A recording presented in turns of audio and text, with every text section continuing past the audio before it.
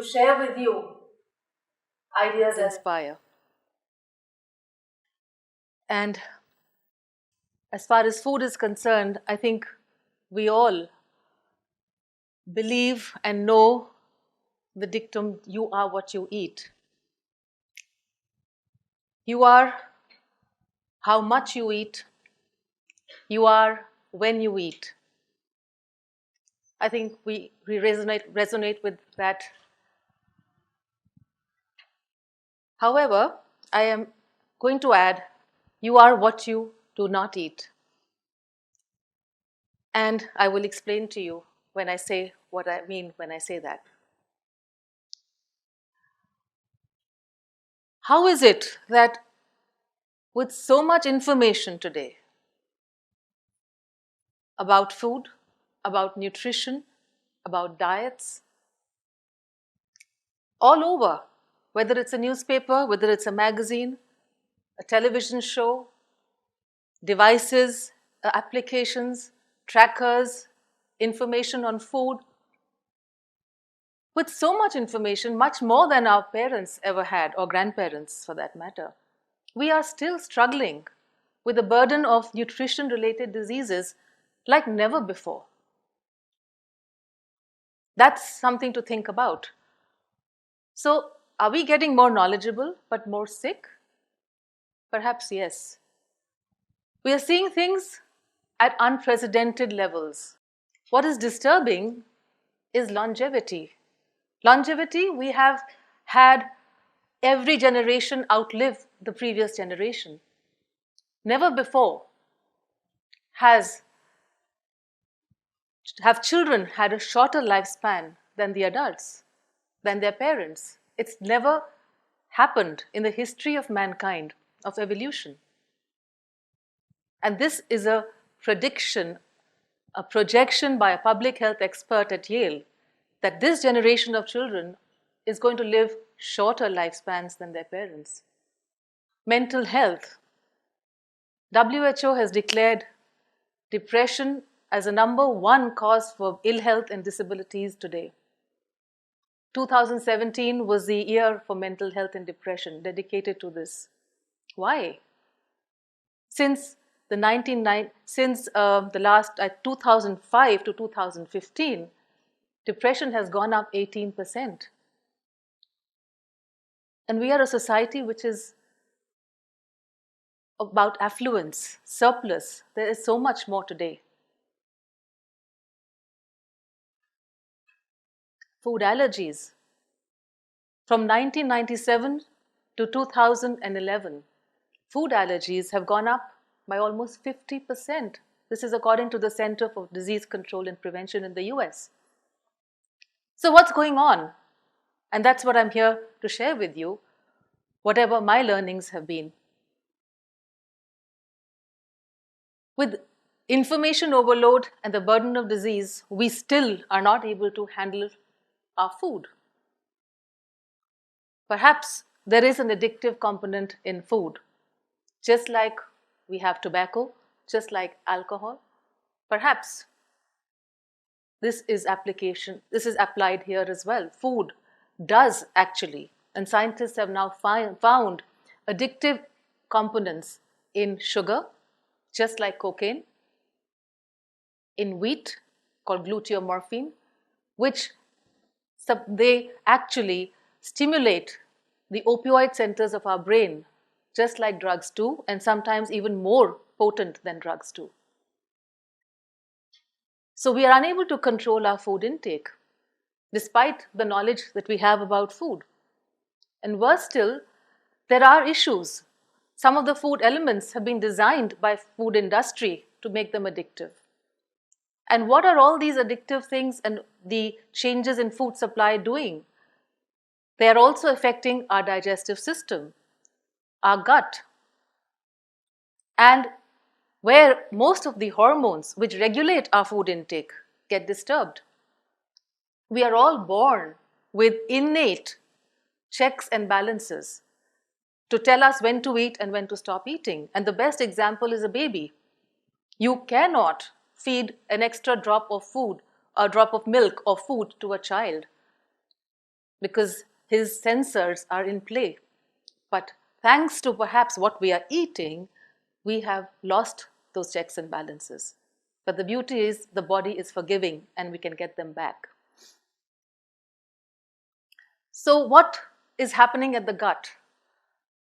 What is the food that we are eating? Some of the changes in the food supply, what are they doing to our gut? They're causing what we call inflammation. Inflammation is nothing but fire, literally fire. And when we have an inflamed gut, we are opening a whole box of things which are affecting us in so many different ways. Right from an epidemic of malnutrition, we see this paradox, malnutrition with obesity. So while we are eating too much, we are also eating nutrient-poor food, processed food, and we are also perhaps not picking it up thanks to the inflammation in our gut. The new word has been used very commonly in this field called the leaky gut. Quite literally, it is a leaky gut. Thanks to the inflammation, the gut surfaces, which are really the absorption surfaces of food, are not doing what they're supposed to do.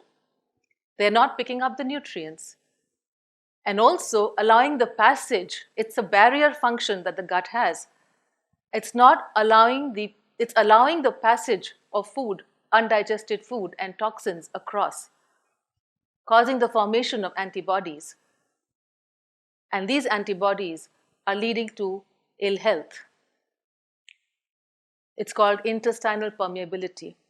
And today, it's not only about the gut being leaky, it's also now, thanks to these antibodies traveling to the rest of the body, we are calling it a leaky brain.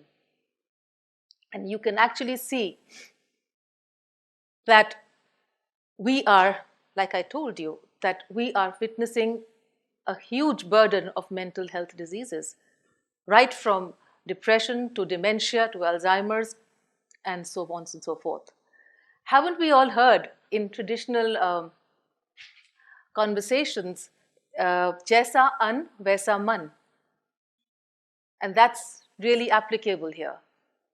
The grains that we are eating are making us be different people. Vaisa hi man. And depression is one thing I've been talking about. We actually have no business to complain about depression in the affluence. But the fact is that we are suffering not only because of our brain, we have, this is a new finding, a second brain in our gut.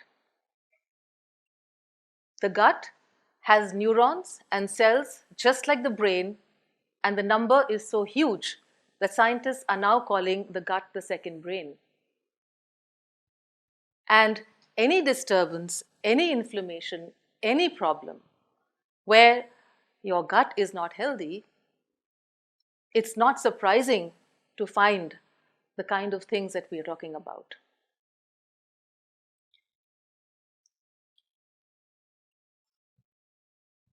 The gut has more to do. Again, a recent understanding, the immune system. Almost all practitioners of traditional medicine, whether it was Ayurveda or Chinese medicine or a naturopath or even a homeopath, if you went with a headache or a pain, they would first ask, Hazma kaisa hai? How is your digestion? However, we in modern science lost that connection. We didn't believe that. But the fact is, it's true that 2/3 of our immune system sits in our gut. It's so easy to join the dots. It's so easy to actually change people's lives through their diets by just simple elimination and substitution. And that's exactly what I have been doing in my practice. I have a case study here to share with you. There are several of them.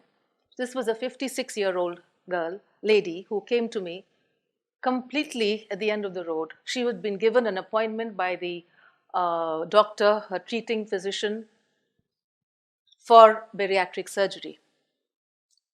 And she panicked because she was at the end of the road as far as her medicines were concerned. Her insulin levels were the highest. They couldn't increase them further. Nothing was in control. She had reached over 100 kgs. And so they said, that's the only fix for you. She came to me within 3 months. Her blood sugar levels had normalized without insulin. Today, she's without any medicine.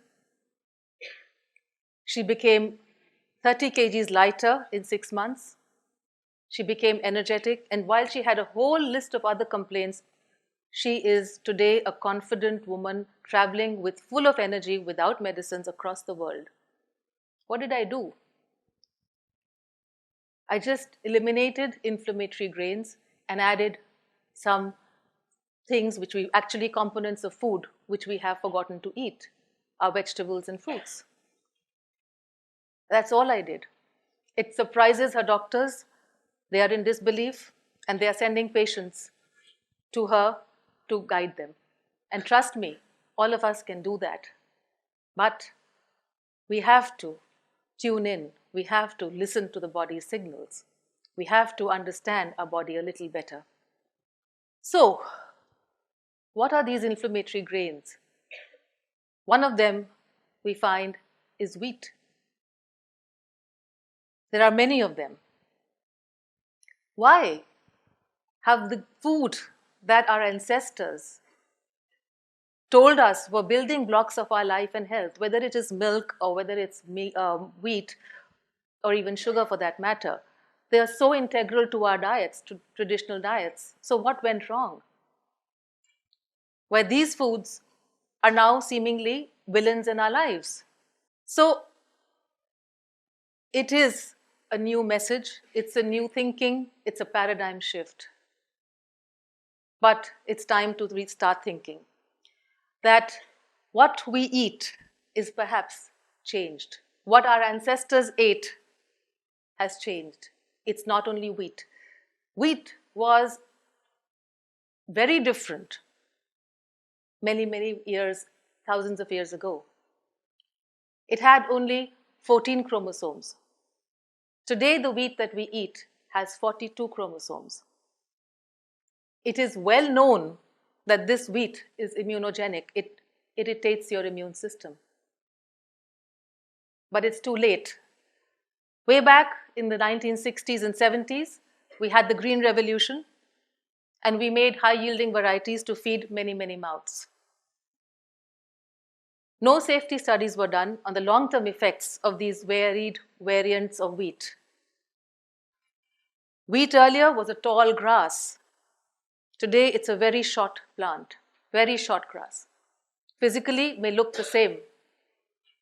Nutrients may be the same. Some of them have been bred to be high gluten. They are weedicide resistant, they are herbicide resistant. And what does that mean? It means that this is a new plant, perhaps foreign for our bodies. When it's weedicide resistant, the farmers thought it was a good idea to spray indiscriminate amounts of weedicides. Toxicities in the grain continued to increase. Glyphosate is one of the key culprits which has been used extensively, not only in wheat but in corn and many other grains. Because when the crop withstands the weedicide, the toxic chemical, it's okay, you keep spraying. Otherwise, anything which is going to kill the weed will kill the plant. But this plant was not dying. What this has resulted in, perhaps, is a change in the way it behaves in the immune system, mediated by what we call the gut microbiome, the gut flora. The good and the bad bacteria, they are in the gut. And that is how they control our immunity, through these little tiny bugs. So these foods are certainly not what your parents or grandparents ate. So, what's our take-home message? It's nice to know, but I'm going to make it very, very brief. Package it in what we call the 4 Gs. Gut, tune in. It's a gut feeling, and literally it's a gut feeling. So if you are suffering from any symptoms which are chronic, like maybe constipation, IBS, loose motions, pain, whatever, if you have persistent symptoms, look at it as a cry signal. Respect what you eat and ensure you digest what you eat. And if it is causing anything like bloating or whatever, there is need to investigate further. Keep your gut happy and keep your gut flora happy. Keep the good and the bad bacteria in balance. And we can insult our bacteria simply by a single course of medicines on an antibiotic course. So please be cognizant about what you eat, and there are many, many ways in which our gut gets affected.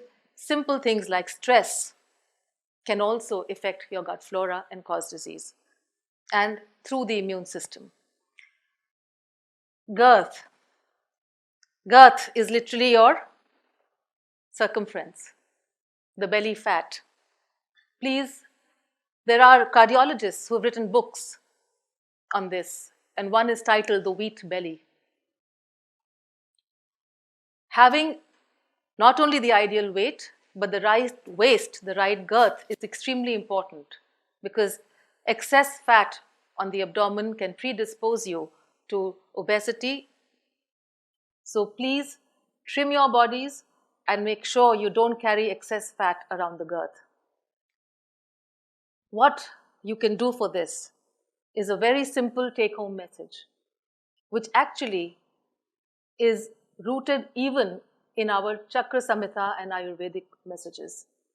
Your grains, your cereals that you eat, the carbohydrates, they are the reason why we have a larger girth. Cut back on these carbohydrates. Have them in no more than 2 meals in a day, and preferably by 7 o'clock, by sunset.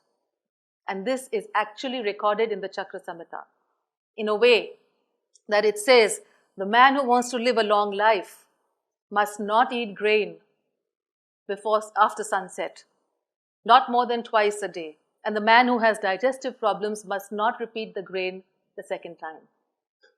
Very simple message and very, very meaningful. Gluten. I've spoken about wheat, but what is a problem with wheat? It's a protein called gluten, which sits in wheat and barley.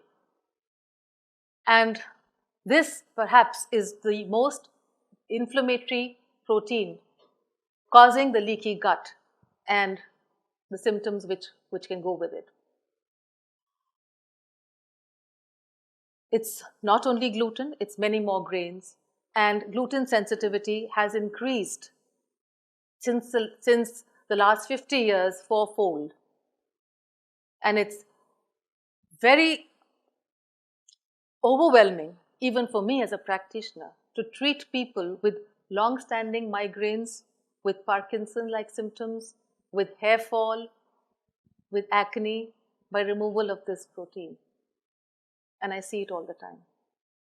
Glucose, simpler form of sugar.